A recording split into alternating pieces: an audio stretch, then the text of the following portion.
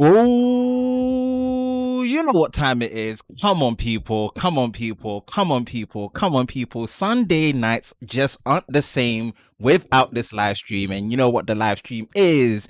It's your boy Ben from the Lover of Tech channel, your Sunday night Tech and Chill live show, Unplugged, on the screen, coming to you live, fresh in the building.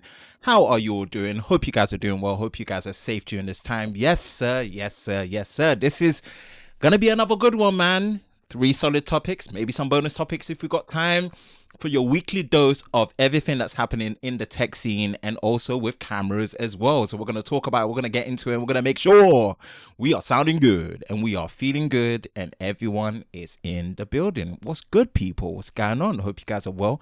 Hope you guys are safe during this time, and we are getting into it tonight. Powered by Windows 95. We're going old school, baby. Got the water, refills, got the cocoa butter, Vaseline cocoa bar before Adrian gets on to me, so no chap lips. And we got a bag of Doritos as well. Not sponsored, but yeah, we're prepared. Too much time to be prepared. Oh man, I hope you guys are good. Hope you guys are good. We got the split view, obviously. We got the second camera angle, and just making sure that we're transitioning to different places, and we're back onto the mains. Obviously, you know how you guys do it. Sound and technical check. So let's go into the building and let's go into the. Oh, actually, and I got one more thing for you guys, man. I've got one more thing for you guys, and boom, you should be seeing the chat on the screen, man. We should be seeing the chat on the screen side by side. That's something I wanted to get in, and we finally managed to get that sorted as well. So we're gonna make sure that you guys can see the chat, and the chat is looking good, so you guys can actually see what's going on as well. And we'll do an audio and we'll do a sound check as well, just to make sure a sound and a video check to make sure everything is coming through nice and crispy. So let me know what you guys think, man. Just sprinkles or small little level ups to make sure that the experience is as engaging as possible. So I hope you guys are liking it, man. Managed to get the chat sorted, and you should be able to see me, clearly with the chat on a split, and it should be coming through nice and clear. Hopefully, should be coming through nice and clear. So it should be good. Should be good. So we've got, the viewers are coming in, man. The viewers are coming in. The viewers are coming in. The viewers are coming in. The viewers are coming in. So we've got up to 8 concurrent viewers. Shout out to you guys that are in here. Let's go into the chat quickly and see what's good. Technically, T in the house. My bro T early in the chat, man. What's good, bro? Nice. Steven, what's good? New. I think you're new to the channel. Samuel, nice. Good afternoon, Ben. What's good? Good evening. What's up? Sound and visual, good. I like that. And you know what's going to be coming next when sound and visual is giving a thumbs up, right? And I've got a special one for you guys tonight, man. You guys are going to like it. What's good? What's good? Joe, what's up, fam? What's good? What's good? Sweet. Yes. We are in the building. We are in the building. And I got given the sound and check, thumbs of approval. So, do you know why we do that? Yeah. Because this is the crispiest live stream you are going to see on the internet. So we are coming to you live in crispy 4K UHD. So if you've got a supported device with the right software and enough bandwidth, click the gear icon. So for example, if you're on iOS 14 beta, you know what to do. You make sure you click the gear icon, select 1440p, 2160p. If you're on Android, you can do that. And if you are on desktop, Chrome, and apparently Safari as well, click the gear icon. Select above 1080p, go to 1440p, or select 4K UHD. Ooh, yeah, baby. Small touches. I wanted to drop that in for you, lot, man. Small touches. Man, what's good? Hope you guys like that, man. Small touches. Let me give it to you one more time. Let me give it to you one more time. We are in 4K UHD. Woo! Enjoying that, man. Bang. Small touches. And this is why I wanted to add the chat so you guys can see, man. Technically, T, what is good, bro? Staying consistent with the support, man, bro. I appreciate this, man.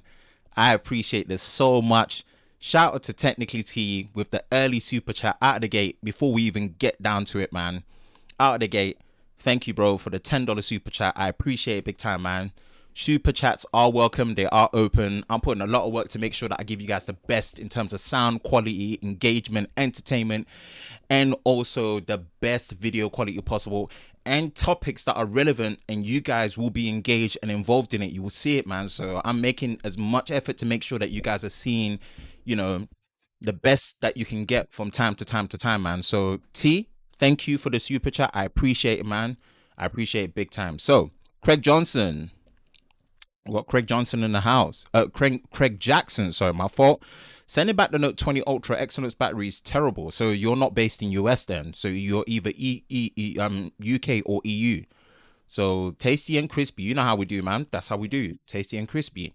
So tonight, if you guys have not seen by the title, I'm prepped. I got the articles, I got my opinions, I got my thoughts and ideas on the current situations and things. I've read some, but some I've not read, so I just want to kind of like go off the cusp, go off the head, as well as be pre-prepared and whatnot. So we're gonna get into it, man.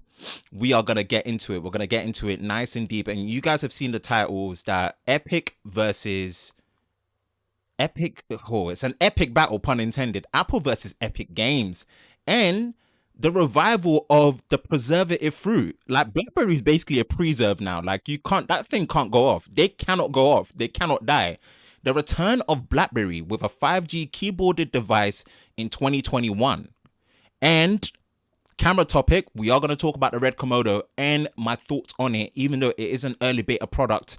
It's been popping around, so I'm eager to really share my opinions on it because, I've got some thoughts on the Red Komodo. So that's the 3 topics for tonight. So we're going to get this kicked off, man. We'll go in the chat one more time and make sure that we are live and kicking. We are all good on all sides and everything is coming in nice and crispy. So, ooh, Zach Tech Talk. What's good, man? What's good, Zach? Thanks for joining the stream. I appreciate you coming. Thank you for the Canadian dollar super chat, $5. Thank you so much, Zach.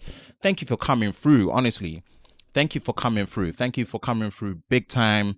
I appreciate the support. Super chats are welcome. Guys, thank you so much, man. Seriously, this is encouraging. I appreciate it big time. 10 concurrent viewers as well. Big shout out to you, Zach, man. I appreciate the support, boy. Thank you so much. Thank you, thank you, thank you. And I hope you guys can see the chat on the screen, man, so you guys can see that I am engaging with you, and I want to make sure that everything you're putting out there is not going unnoticed, and it's something I really take pride of, especially within this stage, man. So yeah. Craig Jackson, UK, bro. Okay, cool. Wonder Mobile doing the Snapdragon version for man. If you want to buy it outright, man. If you buy it outright, then yeah, do your thing. Get the Snapdragon. Make sure that you get the radio supports here, and we're good. BG Tech Life. Oh wow, you're new to the channel, man. Wow, for first time, bro. BG Tech Life. Thank you big time. Thank you for the $5 super chat. First time here. What's good? Welcome to Team TLS. And Team TLS, if you guys don't know, it's a tech lover squad, man. Thank you for joining. Thank you for super chatting. Thank you for supporting, man. Man, you guys are going in and we ain't even kicked off, man.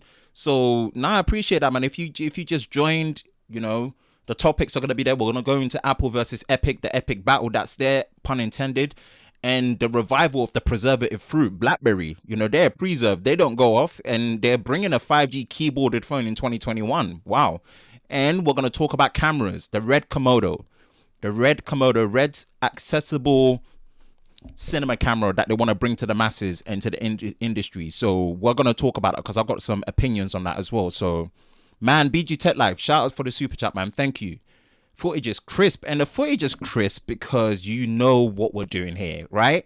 We've got the live stream in 4K UHD, crispier than crispy. So if you've got the bandwidth, you've got the devices, you've got the software that supports it, make sure you are in there in crispy 4K UHD. Oh yeah, come on now. We gotta do that. So yeah, man, we're giving you the best quality possible. Buckle up, people. Get your drinks, get your popcorn, get your Doritos, get your snacks, get everything you need. Because we're going to go in lover of textile, start recording so we can make sure that we get the cut down. Shout out to the replay crew. Hope you guys are doing well. To all the replay crews that are not here live, we are doing this in the best video and sound quality for you as possible to make sure that you get the best replay experience so you don't feel like you've missed out. But I also do understand that there are people that even on a 1 hour or slightly over 1 hour live stream don't have the opportunity to rewatch. So what I do have is what is known as the cut down series, and the cut down series is being received really, really, really well. So I'm really enjoying the organicness of the cut down series. And what the cut down series is in the name. It's a cut down version of the Tech and Chill So live stream every Sunday.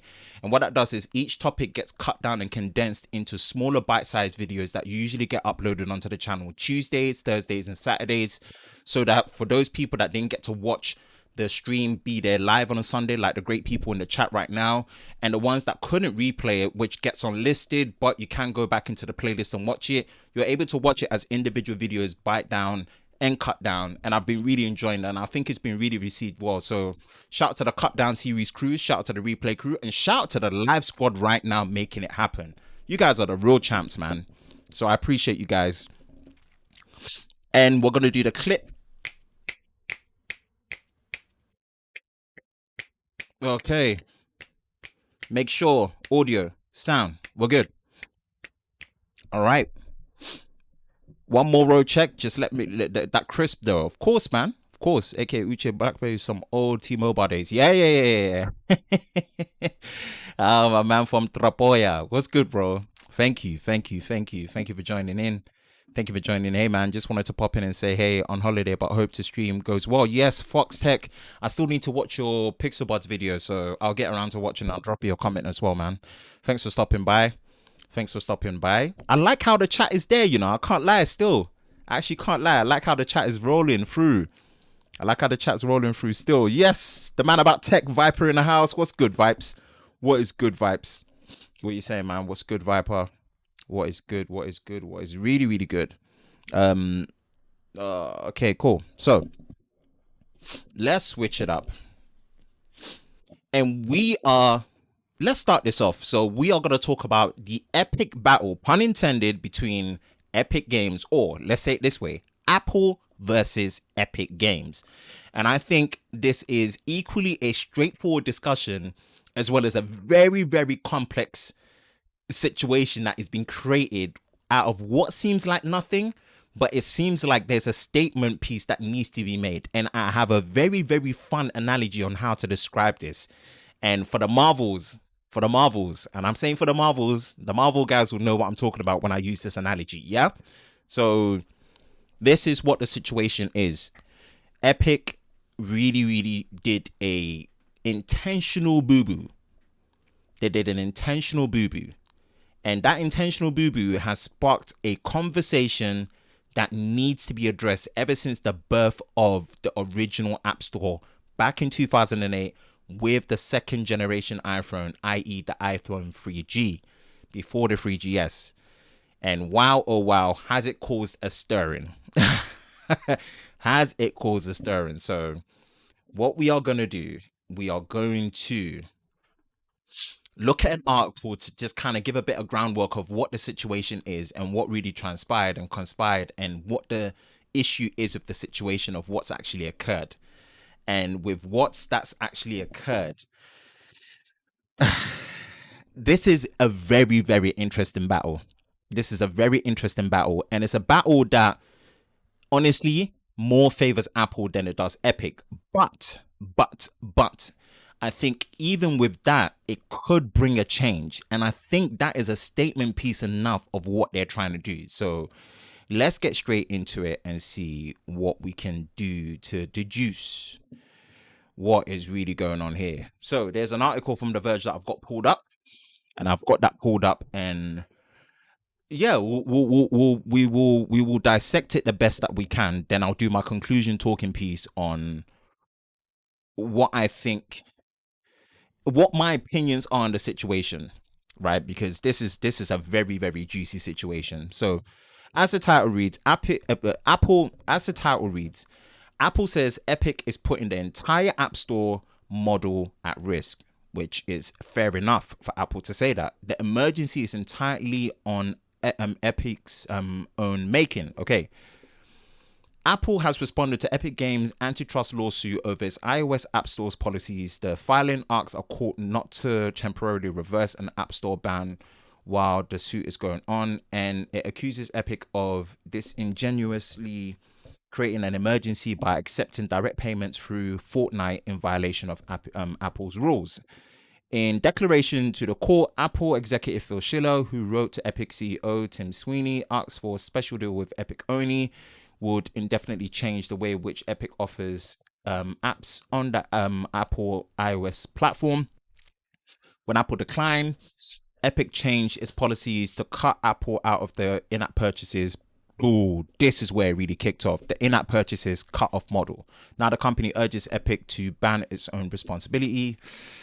Okay, in the wake of its own voluntary actions, Epic now seeks emergency relief, but the emergency entirely Epic's own. Yeah, it's true. Developers who work to deceive Apple as Epic. Okay, cool, that's fine. In filing, okay, this is all the news that's there. Apple's statement is misleading. Okay. Epic sued Apple last week in a rapidly escalating fight over mobile app store policies. Apple banned Fortnite. That's what I really wanted to get to. The ban on Fortnite introduced direct payments to bypass the in-app purchases, which is obviously 30% commission that goes to Apple. Wow. Okay. I don't think anything else needs to be read apart from that, if I'm going to be very honest. And I say that because it's one of those, it's a very straightforward discussion. It is a very straightforward discussion. It's a straightforward discussion in a sense that, let me drink a bit of water. I'm going to fire a quick one to this one. I don't think this one's a long discussion. It's Apple's platform. End of the day, it's their platform, and technically they can do what they like with it, how they like with it. If you want to use the platform, you've signed on the dotted line, you know the terms of agreement, terms and conditions, you've agreed to it, and if you're going to use it on their platform, you need to abide by it. So in that technical favor, this is all in Apple's favor. Apple are in their right to ban Epic. Apple are in their right to ban any IP or intellectual property that uses Epic in terms of things like their Unreal Engine, which is major because of how scalable and how worldwide used that Epic Unreal Engine is used. From mobile games all the way up to the next gen consoles with Unreal Engine 5 that we saw with their nanite tech that you saw demonstrated on the PS5. They've got, Apple are in every right to do what they like in this situation if they have violated their terms of agreement and terms of condition, especially bypassing any way for Apple to get 30% commission. So I'm going to say there. So I'm going to put it that way. But do you know the best analogy I can give? If anyone has watched Iron Man 2 and anyone has watched Infinity War from Avengers, do you know what this situation is? This is almost like Iron Man versus Ivan Vanko, right? Whiplash. And remember what Whiplash said. He said this: if you can make God bleed, you will cease to believe in him. Right now, right? Epic are big enough. They're not as big as Apple potentially, right? They are big enough, and they feel they're big enough to make a statement to cause a chink in Apple's armor, even if they lose this one, right? Which obviously when Whiplash went after Iron Man on the racetrack, he lost that fight. But he caused a chink in Tony Stark's armor, where initially Tony was so cocky at the top when he went to the court. He met the army, officials about, you can't have my tech, and, you don't own it. It's mine. It's mine. And he was right. Tony Stark was absolutely right. The tech was way far ahead. No one else has got access to it. So many things. And then all of a sudden, Whiplash comes, does a bit of whooping on him, still loses, but it causes concern. Questions start getting answered about, what's going on here? Yes, this is your tech, but you were saying that this was the case. The issue is Apple's 30% commission. Yes, they can charge it, but it's based on an old model that first came into the App Store when it was first developed and announced in 2008. So the real question is now, is it too much? And that's why I'm going to go into opinion number 2. I think 30% is too much. I think Apple need to readjust their model in terms of how much they take. Yes, they can take that amount, but let me put it this way. YouTube does not allow you to join membership through, right? It does not allow you to join membership on YouTube on iOS apps because of the amount of commission Apple takes. I've got apps like Spock that you can use to sell what you call it, items on, like eBay. It's a different one, right? It's almost like Swapper, but it's, you know, for UK. And I pay more to promote my items through iOS than I do on Android because of that 30% commission. Super chats. If you actually do super chats on iOS, I get less of that money, or the creator gets less of that money because it's going through iOS, because of how Apple takes 30% commission on top of YouTube's deduction. So if you want to super chat someone, you will be able to get the creator for the same amount of money that you super chat, more money if you do it through a non-Apple device. So the second opinion is, for me, 30% is too much. 30% has been too much for ages now. And I don't want to say Apple are being greedy, because they have created a platform and an application store that pays developers really well. It's going to give you the best exposure and the best chance of making the most amount of money. Even though it doesn't have the highest market share, because obviously there's more Android devices and more Google Play devices that have those apps available to many, many more devices. But there's a quality assurance that comes with the iOS store and the App Store that it can't be denied. It can't be denied. But 30% is too much. It really is too much. And I think Epic feel like they're big enough, they've got enough money, they've got enough smoke, they've got enough time to really drag this for as long as possible, because it seemed like it was preempted. If you saw the old, you know, recreation of the old Apple advert that they did with Fortnite, it seemed like it was preempted. They had the legal documents for the lawsuit ready beforehand. It looks like it's a statement piece that they want to make. It looks like it's a statement piece that they want to make. And this is something that I think is a case of Iron Man versus Whiplash. If you can make God bleed, you really, really cause them, and you cause people to cease to believe that he exists or is invincible. Because there's a certain pedestal that we put Apple on that they get critiqued more because they're Apple. You see, Google charges 30% as well. But the difference is, from what I know, there's different payment methods that you can actually put through Google as well. You see, let me drink.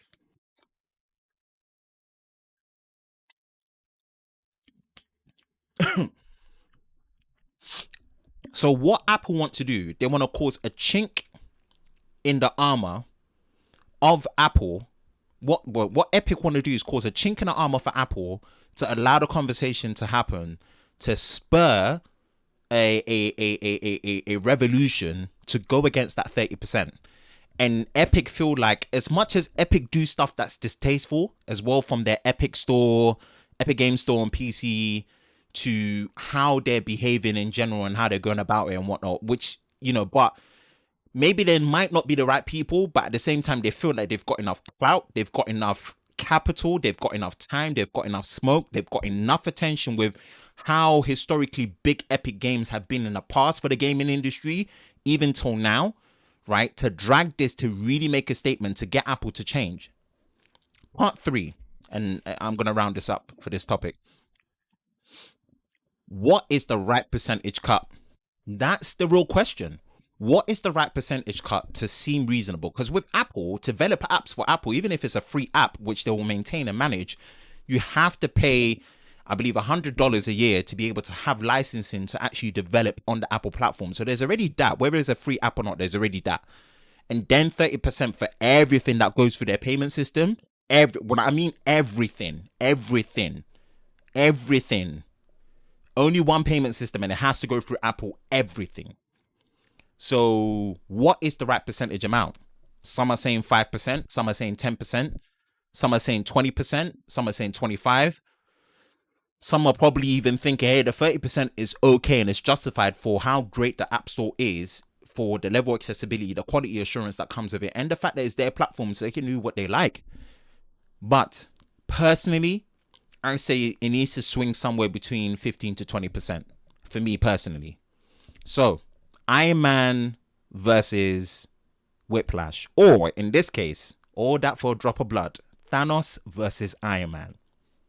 All Iron Man had to do was make Thanos bleed for him to actually see, and for people to see that he's not a god. He's not all invincible, and he can be beaten, or he can be taken down a peg. Even if we lose this battle, we can damage him enough to make sure that he reassesses what he needs to do next. So I think that's what the situation is. That's my opinions on the epic battle between Apple versus Epic Games. We're going to go into the chat and we'll see what you guys are saying. Woo! Bam, bam, bam. Cool. All right, let me sip on this. Wow. Oh, that was good. Cool. Let's go into the chats. Let's go into the chats and see what I go on. Let's go into the chats and see what's good.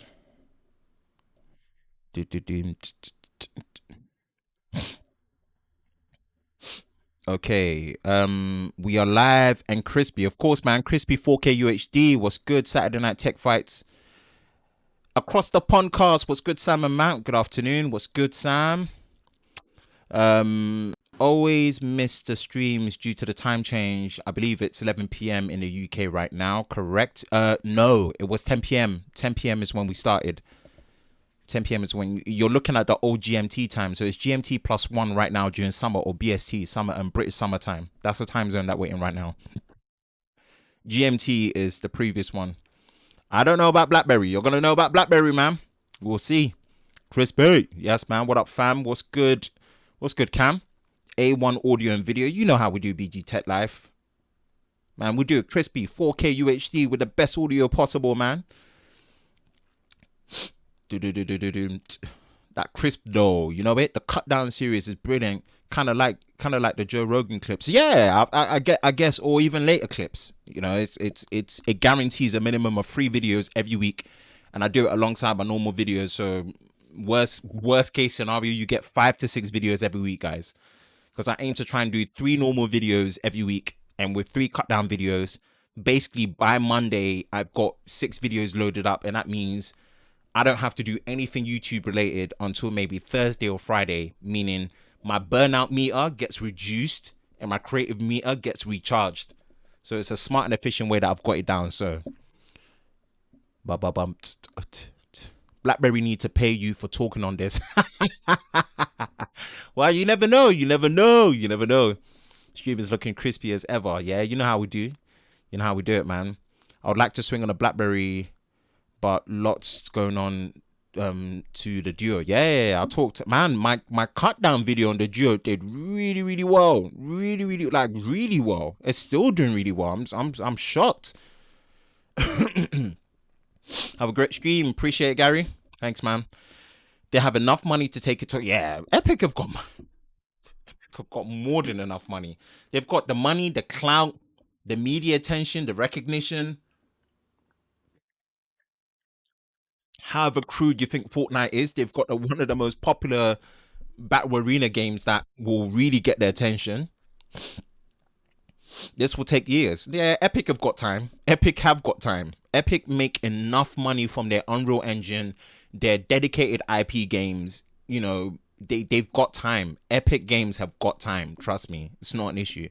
Another problem is that Google and iOS do not apply that in-app store purchases. For example, Amazon doesn't pay in-app fee to yeah. See, oh, Tech Valor was good. Thank you. Well, thanks for joining the stream. I didn't realize you jumped in. What's good, Tech Valor? And this is what I mean about sparking the conversation. This is to me, this is Iron Man versus Whiplash, and then Thanos versus Iron Man. This is what this is about. Who is technically stronger to win? Apple. Does that not mean that you can't? It's not even about winning. If they win, whoa, that's going to be a very, very controversial win, like how they win that. But it's not really about winning. It's about causing a chink in the armor enough, making Apple bleed enough, just enough, even if it's a smidget, for people to see that they're not invincible. And actually, we do need to drive away and have this conversation of, fine, you can, but 30%. And 30% across the board, even if you don't want to diversify the payment options of how to do in-app purchases, that's a bit much. 30% is close to 30, it's close to 50%. 30% is a lot. And I think it needs to swing somewhere between 15 to 20%, like maybe 17.5%, maybe. But 30%, in my opinion, is too much of a cut, regardless of how great it is. The App Store is awesome and what they've created, but 30% is much. I ain't gonna lie to you. That's my opinion. 30% is a lot. They've been wanting to do this. Yeah. Had that lawsuit ready in hand. Yeah. But like petty ready. Spotify pointed this out a year ago, and they were told to put up or shut up. Yeah. Interesting discussion, bro. Big up. Yes, what's good, Marcus? Mr. Grant in the house, what's good, man? It's I think I don't want to say credit to Epic like I'm on their side. Technically, Apple are within their rights to drag this and pound Epic into the ground, but Epic need to come on their Whiplash energy. They need to come on their Tony Stark, Iron Man, Avengers, Infinity War, nanosuit energy, and do whatever they can to really cause a dent in Apple enough to have this conversation. This conversation needs to happen, because in my opinion, as distasteful as Epic are in some of the ways and how they're going about it, fam, 30% is a lot. 30% is much. 30% is much in my opinion. So yeah, man, that's it. That is it, folks. For topic number 1, we are going to go into the preservative fruit. I don't even want to call it the forbidden fruit. It's the preservative revival fruit, Blackberry. Oh, even if the courts find in favor of Epic, Apple will file an appeal and it will get bogged down. Yeah, no. Like I said, this is not really about winning. Look beyond that. This is not about winning. Apple are in beyond favor to win. This isn't about that. This is about dragging Apple enough to let them bleed. Even if it's just like what Tony Stark did to Thanos, and literally Thanos just went all that for a drop of blood. And it's still a drop of blood coming out of an entity as powerful as Apple. It's enough for anyone to see that Apple is not invincible. They are not the God complex that we put them on this pedestal. And yes, they need to have that conversation, right? They need to have that conversation. That 30% it's just too much. It's really just too much. And that needs to get done. That needs to get changed. Dobo. Shout out to Dobo in the house, man. E-turn. I am actually an E-turner as well. Shout out to Ken Dobo in the house, staying original. What's good, man? Thanks for joining the stream, and I appreciate that, man. And guys, if you know, we are in the stream live and crispy in 4K UHD. So if you're on a selected device and you're on a support device and you have the bandwidth, you know what to do. Click that gear icon, select above 1440p, or click on that gear icon and select 2160p 4K UHD. Woo! Man. So that is something that definitely I'm enjoying in that sense. Whew.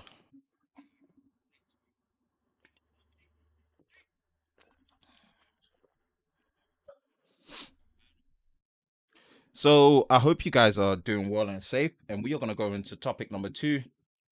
And before we fire into topic number 2, want to make sure that everyone in the chat is looking well and safe. We are 38 minutes into the live stream, so I hope you guys are still streamed up. Second topic is going to be on the preservative, the revival fruit that is known as Blackberry. Wow. Blackberry, I don't I don't even know where to begin with this. Like, we thought Blackberry were done because of HMD. But you just can't you just can't kill BlackBerry somehow. I don't even think it's them. Somehow, other ODMs, original design manufacturers, just want to keep bringing them back, hoping that the nostalgic ways of how their hardware is built is what's going to appeal to us. And maybe that's true. Maybe that is true. Who knows? Maybe that is true. So we're going to kick this off with BlackBerry returns 2021 with a 5G keyboarded hardware designed smartphone. Wow. Okay. I don't know how. Man, I remember back in the days when you wouldn't even ask a chick for their number. You would ask for their BBM. Like when they tried to give you a number, it's like, what am I going to be doing with your number? I want your BlackBerry. I want your BBM pin. I don't want your number. Like, damn. Like, what am I going to do with your number? Text you? Call you? Like, you think I want to do that? Nah, we've got instant messaging now. Like, give me your BBM pin. I don't want your number to call you. I don't want your number to text you. So shout out to BlackBerry, man, the original instigators and the originators of the mobile phone instant messaging system with BBM Messenger. So, um, someone wants to bring them back. I don't know what that means. I don't know how that's gonna work out.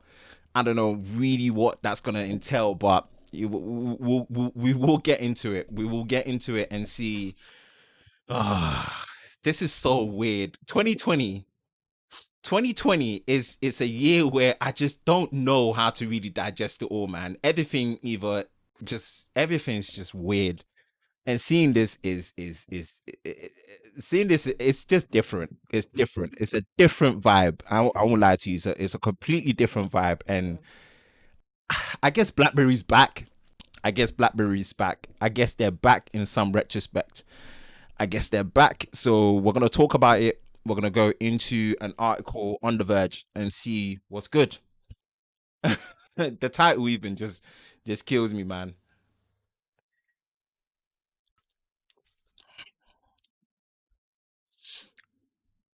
Honestly, with the amount of times BlackBerry gets revived, yeah, this would be the perfect phone for the Undertaker to have. Like, I can definitely see this being Undertaker's smartphone because, like, you bury it alive and it just revives itself somehow. Like, you just BlackBerry don't want to die. So let's get into it, man, and I'll share my thoughts and opinions on it and see where that goes. A new 5G BlackBerry phone with an Android physical keyboard will arrive in 2021. Maybe 2021 will be a better year. And the title goes, "What is dead may never die." I love that. That sounds like a bootleg version of a James Bond film. What is dead may never die. Take out what is and just put "dead may never die," and it sounds like it's a James Bond film. I promise you that. So, sponsored by BlackBerry. Wow. The once respected BlackBerry brand has been licensed yet again. Let's state that yet again by a company hoping to use a familiar name to make a dent in the competitive Android phone market. This time, it's a new Texas startup named Onward Mobility that's taking the reins, promising to release a 5G BlackBerry device with Android and a physical QWERTY keyboard in 2021. My goodness, what have we got here? What have we got here, mate? Little else is known about the device, including the screen, internal specs, but Onward Mobility told the Register it would come with a completely new keyboard design that will reflect the brand values of from a keyboard typing experience and input. Which, yes, sure, I'd love to reflect on brand values, do it all the time. Seems like Onward Mobility will be aligning their device to enterprise customers, emphasizing the phone's ability to work done on the go, okay, and its security features. That's all makes sense considering these were the attributes that attracted so many customers to BlackBerry devices in the past. Yeah, I get it. I do get it. I do get it. Yeah. So if we're remembering BlackBerry's journey, as a brand, BlackBerry devices were monarchs of the mobile world, definitely. But the Android and iOS really took, yeah, they really did that transition period and the reboots of sorts 2013 onward with a number of devices running BlackBerry 10. You know, we're talking about the BlackBerry Passport. Then 2015 switched to Android with Priv, yes, its slide-out keyboard. In 2016, it stopped making smartphones of its own, licensed through TCL. TCL lost rights to that brand, and Onward Mobility moved in, and they lost rights to that brand as of the 31st of August this year. So it's going to be end of this month. Okay, cool. Telecoms, Optimus, Info. Okay, cool. This makes this either the fourth or the fifth iteration of the Blackberry. Man, it's like that's a preservative, man. Blackberries are meant for jams. Like preservatives, preservatives don't go off, and this is a preservative fruit. Depending on how you like to count them, call us silly or stupid, but this is plain. I don't know, man. I really, really don't know. I don't know. I don't know. I'm if there's anything that's put me in really, really mixed emotions, I genuinely, genuinely don't know. I don't know. I don't know. I really don't know. I'm speechless. I'm speechless. Shout out to Adam from Tech Odyssey because I know he's a big BlackBerry guy. But for nostalgic reasons, just like my Sony Ericsson Walkman phones, my W810i, to the keyboard warriors, the real original keyboard warriors, man. And Twitter launched when BlackBerry were hot. So trust me, my best and my most erratic tweets back in university were all on Blackberries because the keyboard experience was phenomenal.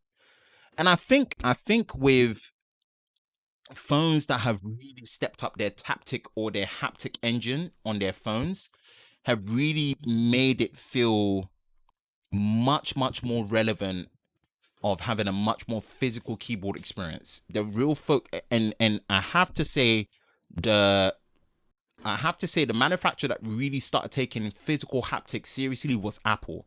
When they got rid of the home button and they introduced things like 3D touch from the 6S, and they got rid of the physical home button and they went to the iPhone 7 and iPhone 8, especially the devices that had 3D touch in them before they removed it from the iPhone XS Max and they went to the iPhone 11 and even the iPhone 11 series, the Taptic engine that's in there, that is what really kind of, in my opinion, mentally killed off the physical keyboard because the haptic feedback that you get from those devices, especially the newer Android devices that really focus on that well, that's something that, in my opinion, kind of really mentally made me forget about the physical keyboard. I'm using this now. Shout out to Technically T for inspiring me. This is not an iPhone SE. That's what I'm going to tell you this now. Deduce what you think from it. Content will be coming on this, but this is not an iPhone SE. And the haptics on this phone, ooh, wow. The haptics on phones like the OnePlus 7 Pro, ooh, wow. So I don't know. I don't know. I I would like to think there's enough old school people that would appreciate a physical keyboard. I would like to think that. I'm not one of these people that wants to kill off and disregard something. But I try to have a much more forward thinking mindset. And that was one of the reasons why I really, really defended the potential. I didn't say I did, I fully defended what the Surface Duo was about. I defended the potential of what it could be given an open and fair minded approach to it. And I want to give the same to this new BlackBerry that's going to be coming out. But I don't know whether I don't know whether it's a good thing. I don't know. I just feel like this is the phone that Undertaker would actually have to use because the Revival series, forget the Survivor series.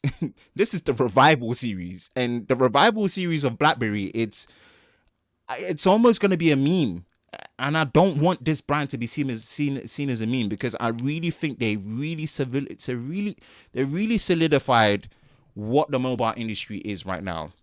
They were the pioneers of mobile instant messaging. And anyone that tells me any different, keep your iMessages, keep whatever you think. No one can tell me that BlackBerry were not the pioneers of instant messaging on a mobile phone. I just gave the analogy. And anyone that tries to tell me that back when BlackBerry was peak, you were happy to take a girl's number instead of you're happy to take a chick's number instead of their BBM pin. you were not using a Blackberry. You didn't know how deep and how important it was to be on Blackberry Messenger. So I'm not going to believe that if that's what you're telling me. So I don't want them to. I'm not saying let the brand die in peace. I don't want to be that type, because I feel like there's space for everyone to. I think there's space for everyone to really bring forward what they can offer. And I just hope, all I'm saying, I hope this time it being revived, there's enough space for them to be sustainable, licensed or not, whether it's through someone else or not. That's all I want to say. That is all I want to say. I don't want to be the negative connotation person here. All I'm saying is I feel like the newer generation phones, and Apple really being the ones that pioneered it, have gotten so good with their haptic feedback that physical mental feel of a physical keyboard is so on point for an on-screen experience now that I don't know if we really need a physical keyboard again. That's me.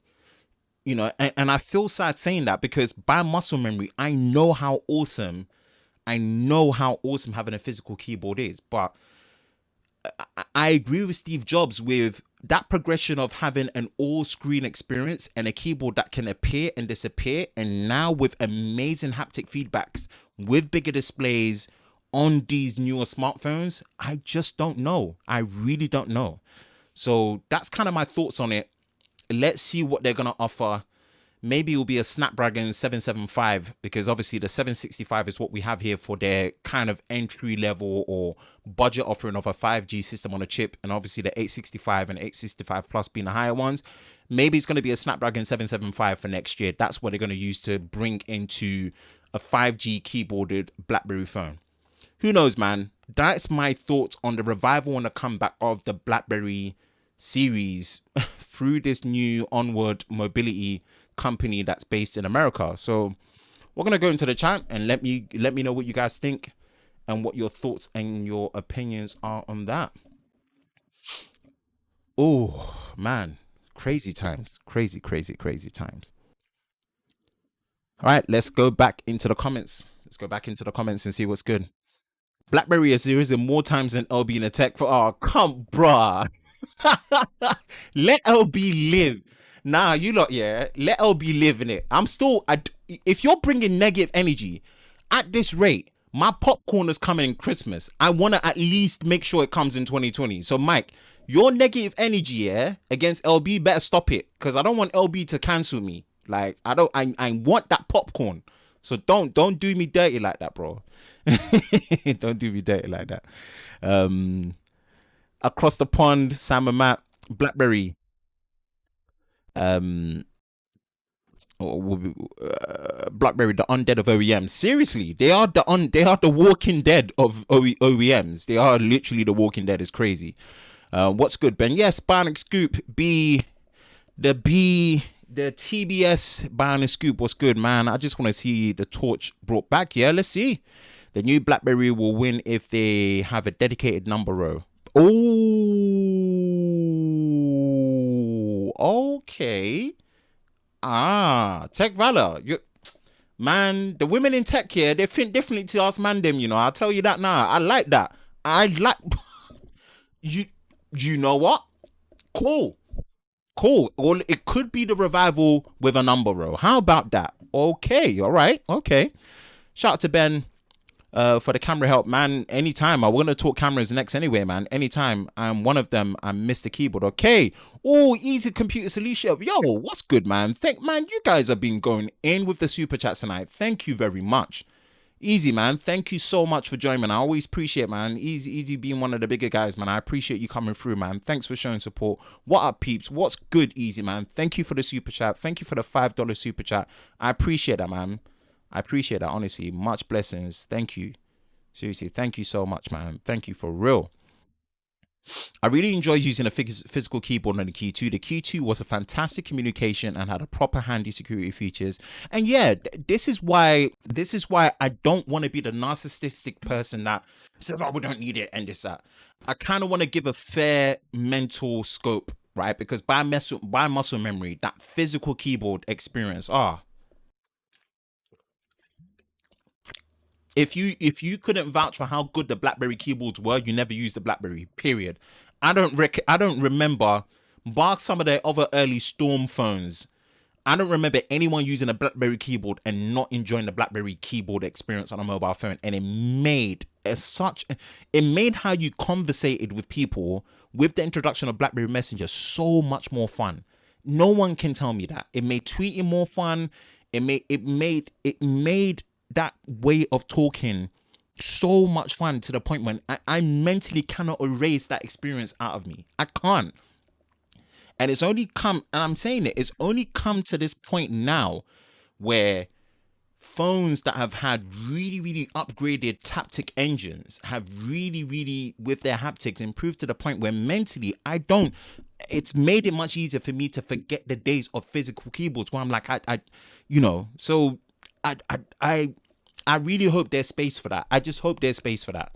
Because this new frontier of foldable phones, when it comes to folding dual screen phones, folding screen phones that turn in from phones to tablets, to folding screen phones that make your normal phone into a much more comfortable, compact, more portable. I think that's where things are going. So I don't know if BlackBerry have got space to bring this, but let's hope. Let's hope. And maybe the number, or like what Tech Valor is saying, is going to help with that, man. Eric, yes, easy in the house, man.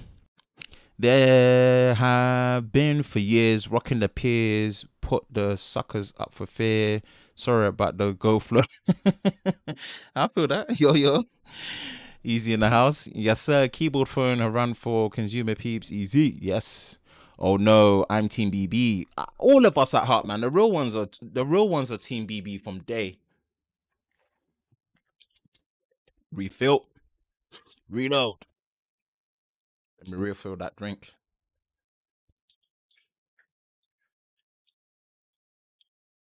Don't stream without staying hydrated, man. Trust me. And one trick, carbonated sparkling water, yeah, with dilute. Thank me later. Sparkling water by itself is trash. Mix it with a bit of dilute, Kool-Aid or whatever you guys call it, and it's trust me, it's mint. Yeah, the pioneer of instant messaging on a mobile phone, and no one can tell me. No one can even try and bring that argument. No one. I will bring my Saturday night tech fight heat on you, which technically I've never been on because I'm always on a Sunday. So I'm always not on a Saturday. We are talking about BBM. Hopefully it derives from inspiration from the Priv, a better SoC, possibly some structural changes to make it feel more sturdy. Yeah, let's hope. Let's hope. Let's hope. Let's really hope. And yeah, man. That is the two main topics, but we are going to close up tonight. We are 56 minutes into the stream, and I want to share my thoughts on the Red Komodo. So we're going to talk cameras, man. The Red Komodo, which is their Super 35 6K new sensor cinema video camera from Red Digital Cameras. So we're going to talk that. We're going to talk that, and that's going to be a quick fire one because I've got opinions on it.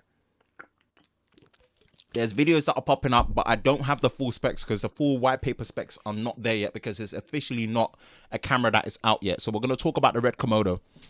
We're going to talk about the Red Komodo and what my thoughts are on the Red Komodo and why I understand and respect it, but I'm not excited for it anymore. I'm not excited for it anymore. I'm contemplating having to do a video reaction to why I'm not excited for it anymore. And you can blame one camera. Do you know the camera you can blame for why I'm not excited for the Red Komodo? Even though I wasn't going to buy it and it's not really in my price bracket, even in 2 years, is the Sony A7 III. So the Sony A7S III. That's the camera that has literally killed the excitement of the Red Komodo, and I'm gonna share my thoughts on it. It's gonna be very unpopular, and whoever in the film industry sees this video somehow, I'm sorry, man. I'm gonna be fair and as impartial as possible on there, but there's certain concerns I have with it that I just see as, yeah, you are paying for the red badge, which I think comes with its own status value. It does come with its own status value. So, I'll try and pull up some specs here for what I have, and we'll try and go through it. it's a good camera. It's actually a great camera in its own right. I love the fact that Red are making it more of an open standard, especially with the partnership that they're having with Canon. I like the fact that they're making it more accessible. I like the fact that the cost of entry, and I mean the total cost of entry, is not as daunting as it used to be, you know. And then obviously the form factor being the way it is, I respect it.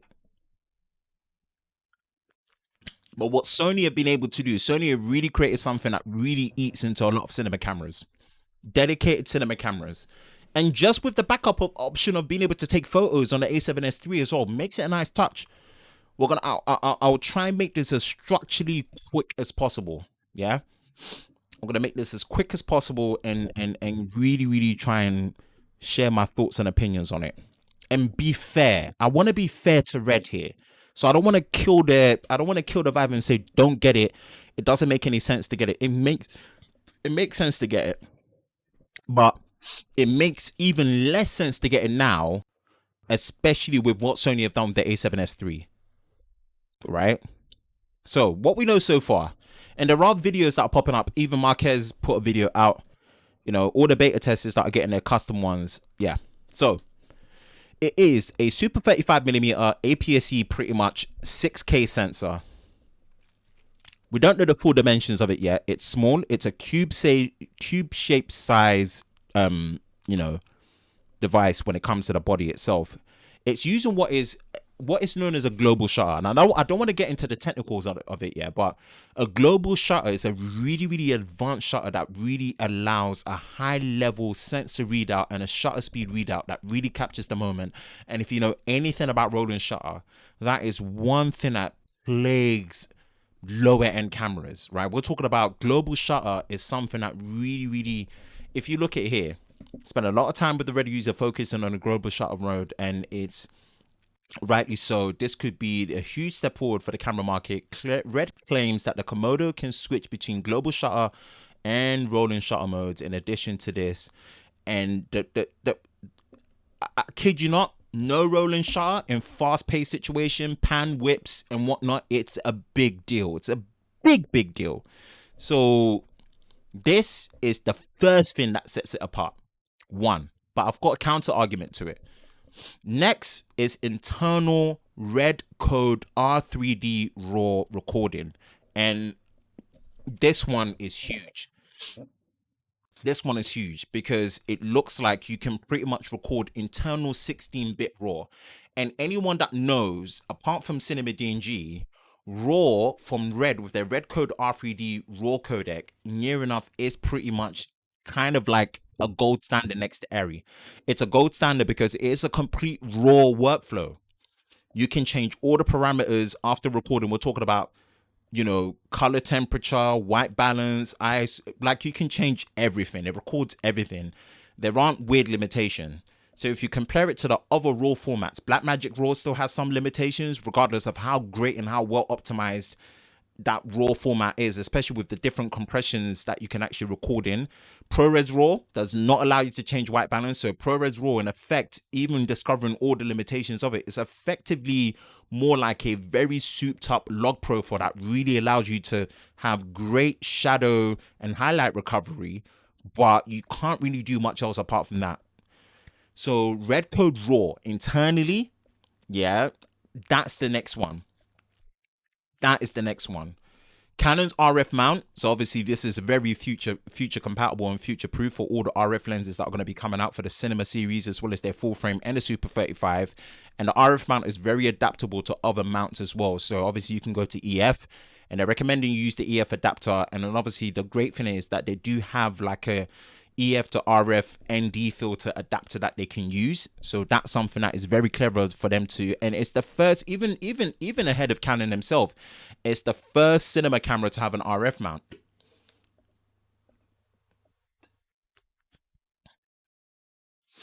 So that's an interesting one. Next one, even Red, Panasonic. I don't want to make this about you, yeah.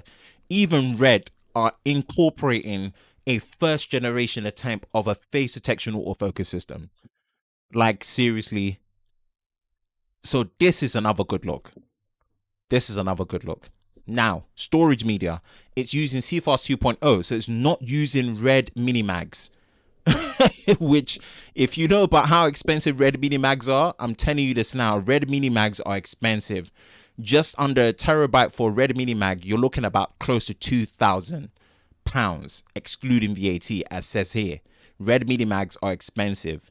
Whereas 1 terabyte CFast 2.0, which is an open standard that's been around for a while, it's more than half the price. More than half of the price. So this is much more manageable when it comes to storage media.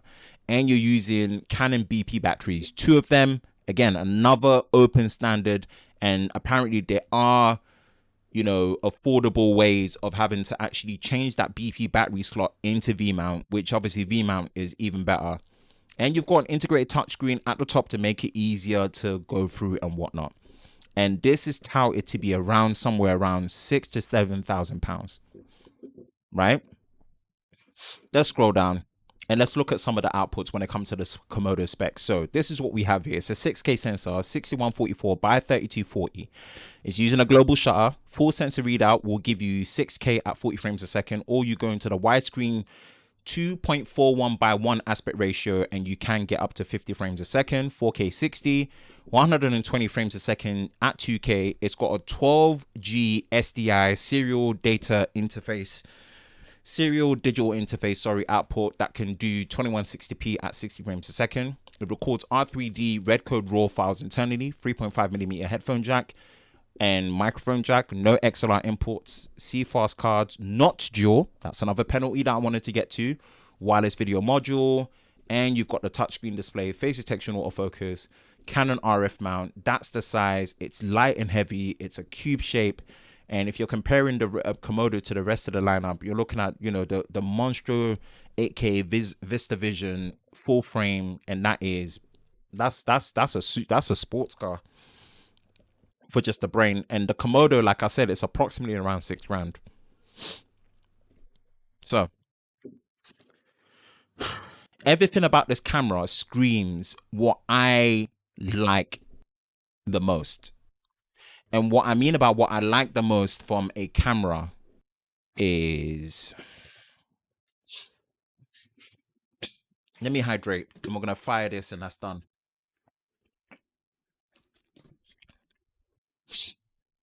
My favorite sensor size is Super 35mm APS-C. Best middle ground, and I feel like that sensor size gives you so much control over performance and image quality and features. Performance, image quality, and features. And this speaks to me. Having face detection autofocus is great, right? Having full sensor readout, having high resolution such as 6K is great. I love all of these things. You have to, this is what I have to say, you have to value Red's color science. You have to value Red as a brand. You have to value having internal raw recording, right? You have to value these things to see the validity of here, because these are my concerns with it. My favorite sensor size, it's still a penalty of Super 35. And I'm going to compare it to the A7S III. The R3D files, the raw internal codec, you only get 2 options. You don't get all the different levels of compression from the other cameras. So that's going to be a very, very massive storage penalty for raw recording.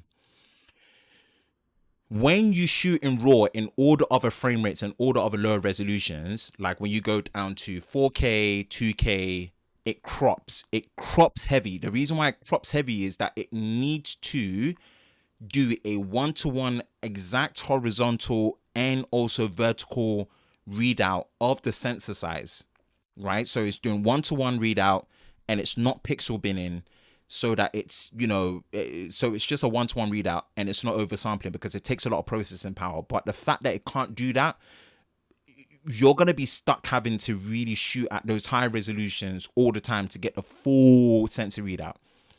It does record internal ProRes, and I did a video on internal codecs versus ProRes. ProRes is amazing, but ProRes only caps out at 4K.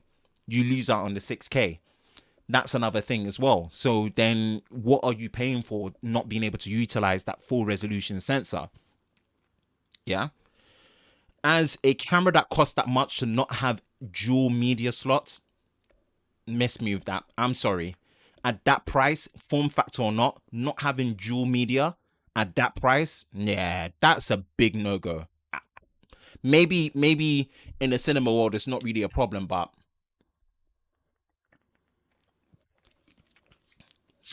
not having dual slots, dual CF Express slots, not a good look. Sorry, not a good look. And as great as the global shutter is, global shutter is great.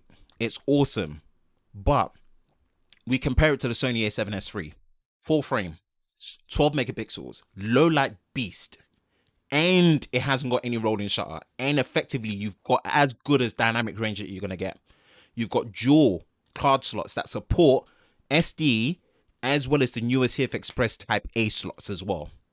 Right? You've got great battery, you've got phenomenal class leading autofocus, and it's full frame. And you get all the shooting modes with a penalty of only a 1.1x crop. But practically you get a full sensor readout. So you've got a full working workflow in full frame 4K. 4K 23, 24 frames, 25, 30, 60, and 128 frames, 120 frames a second. You get full high definition at 240 frames a second, all in a full near enough sensor readout. And you can do external RAW recording up to 16-bit to ProRes RAW. And again, I do have to admit, ProRes RAW is nowhere near as robust as Red R3D, Red Code RAW files. So you have to value that.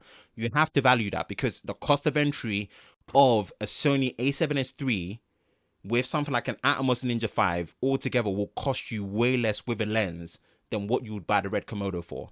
Body only, you're looking at 3,800. You buy something like a Sigma 24-7E, it's going to cost you 1,000. And then you buy the Atomos, that's going to give you RAW. That's another 600 with all the stuff that comes with it. You'll probably get slightly under the cost body only of the Red Komodo, and you've got a full working system that can shoot great movies, that can get RAW, and it's a lot more accessible as well. Yes, it's got a full SDI port, and SDI is a much more robust port as a serial digital interface than HDMI. But the Sony A7S III is the first of its generation to have a HDMI 2.0 port, and it's a full size one. You're gonna get near enough the same bandwidth capabilities to be able to tap into those high resolution, high bandwidth, high bit depths, high chroma subsampling, and RAW recording. So, and also you've got the option to take pictures and with great low light tape capabilities. I don't want to discredit what Red have done here. I appreciate the fact that they've gone for a much more accessible system using the RF mount, moving to phase detection autofocus that they're going to develop, using BP batteries from Canon, which is not a proprietary system that's been there, using CF 2.0 cards that are not proprietary, and also doing things like using an advanced global shutter. And I don't want to downplay these things. But if the A7S III hadn't been announced, I kid you not, I'll be like, yo, Zcam are in trouble. And I think Zcam low-key are in trouble because the label that is Red will go way further. But I think you have to value Red as a brand. You have to value Red Code RAW R3D recording. You have to value that. You really, really got to value that. As well as valuing that, you have to value the fact that you have to value the fact that obviously you're getting the 6K as well. You have to value that because if not, what's the point? If you're gonna be shooting just ProRes 4K all the way, really? That's my opinion. Shout out to Red. I think they've done something admirable to make their ecosystem and getting into the Red brand way more accessible than before. Because when you bought a Red camera, it wasn't just about buying the brain or the body. You were gonna pay for the modularity of the handles, the screens, and whatnot. And where my opinion is the way that screen is fixed at the top of the Red camera of the Komodo, you need a monitor. And my opinion is if you're gonna put a monitor on there, it's going to be the same form factor as you putting a monitor on the A7S III. And the A7S III, you put a monitor on there, boom, you've got an Atomos recorder that is also a monitor that can record RAW and ProRes, no different. So that's my thoughts on it. And that's not me hating on the Komodo. I just think the A7S III in its own way has overshadowed it, even though I do understand what they've done. So that's my thoughts on it, man. Camera talk, and that's 3 topics done. Woo! If you didn't know and if you didn't realize, we have been streaming this in a crispiest quality. If you didn't know, we've been streaming this in the highest quality possible. So if you've got enough bandwidth, you know exactly what to do. Make sure you watch this in above 1080p, select 1440p, or click on it and watch this in 4K UHD. Shout out to the replay crew. Hope you guys enjoyed it. Hope you guys are safe. Shout out to everyone that's been in the chat, man. We're gonna engage in the chat. We are an hour and 13 minutes into the stream, so we're gonna wrap up. We are gonna wrap up. We are gonna wrap it up. Okay. Good day. This might be a topic on an upcoming tech fight. Cool. You know, I can rock with it, man. I'm glad I inspired the topics that come. Across the podcast, yes. So, ladies and gentlemen, thank you, as always, for making tonight's Tech and Chill stream amazing. As always, thank you for making it amazing. Thank you. Thank you for making it amazing. Thank you for really making it happen, man. Shout out to the super chatters for tonight. Technically T, Zat Talks Tech, BG Tech Life. Thank you for not just being your first time, but also just dropping that super chat, man. That level of support is amazing. A level of support is amazing. What else have we got? And shout out to Easy as well. Thank you for coming through. Thank you for coming through, man. The tech preacher in the house, man. I appreciate the support that was given, man. Appreciate it. Thanks for the stream, Ben. Thank you, Barry. Thank you, Barry. Thank you for joining, man. I appreciate it, man. And it's my pleasure. Every week, man, that's what we do. Every week, that's what we do. So Tech and Chill Stro Unplugged every Sunday. We do it here, man. 10 p.m. BST or GMT +1 in the UK. So I hope I've been able to give you a good stream, as always, trying to keep it fresh and together. We are pretty much going to wrap up and we're going to sign out for tonight. I hope you guys are doing well. I hope you guys are safe. Make sure you look after your mental health, your spiritual health, everything about yourself, physical health as well. Make sure that you are being the best version of yourself. Stay safe out there. I will catch you in the next one. Peace.